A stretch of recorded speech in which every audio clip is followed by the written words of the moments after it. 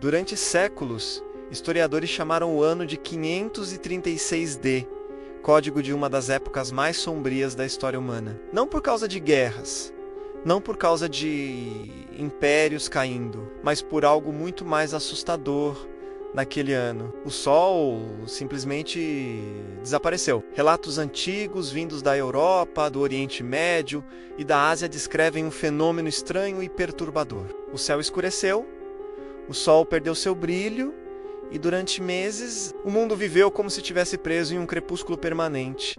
Antes dessa catástrofe, a vida seguia normalmente. Vilarejos prosperavam, agricultores trabalhavam em campos férteis, cidades movimentadas comerciavam grãos, tecidos e especiarias. Navios cruzavam o Mediterrâneo carregando riquezas. Era um mundo imperfeito, mas estável, até que algo começou a mudar, primeiro de forma quase imperceptível. Em uma manhã aparentemente comum, o sol nasceu diferente. Seu brilho estava estranho, fraco, pálido, como se estivesse escondido atrás de um véu invisível. As pessoas olhavam para o céu, confusas.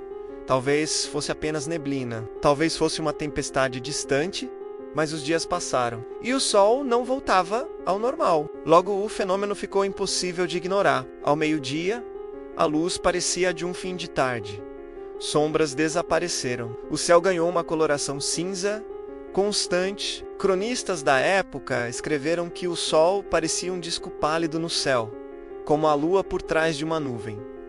Era possível olhar diretamente para ele, sem ser ofuscado, algo que normalmente seria impossível. As pessoas começaram a ficar inquietas. Algo estava errado com o mundo.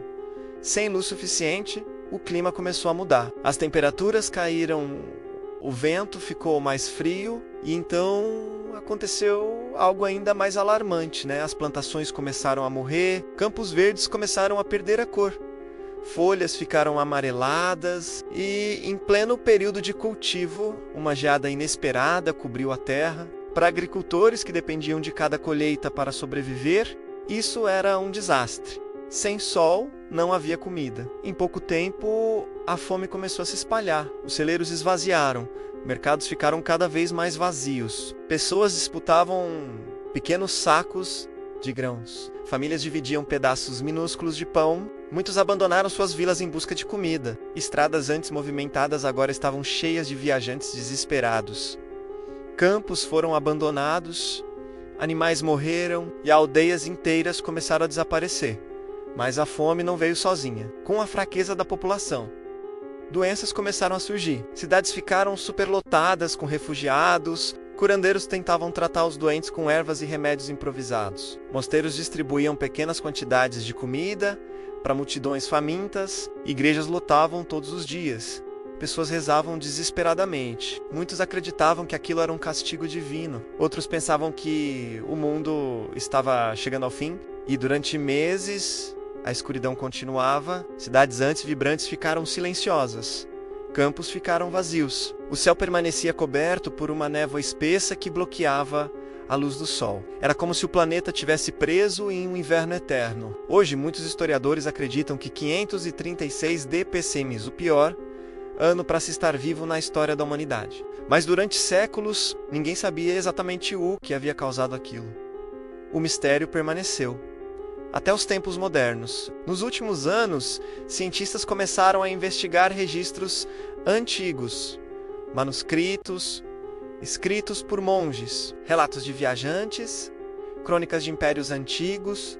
Todos descreviam o mesmo fenômeno: um sol escuro, um céu estranho, um frio repentino. Mas a verdadeira resposta estava escondida em um lugar inesperado. No gelo, nas regiões polares do planeta, camadas de gelo se acumulam ano após ano. Cada camada guarda pequenas partículas da atmosfera daquele período, uma espécie de arquivo natural do clima da Terra. Cientistas perfuraram quilômetros de gelo na Groenlândia e na Antártida e dentro dessas camadas encontraram algo surpreendente: microscópicas partículas de cinzas vulcânicas, datadas exatamente do ano 536D.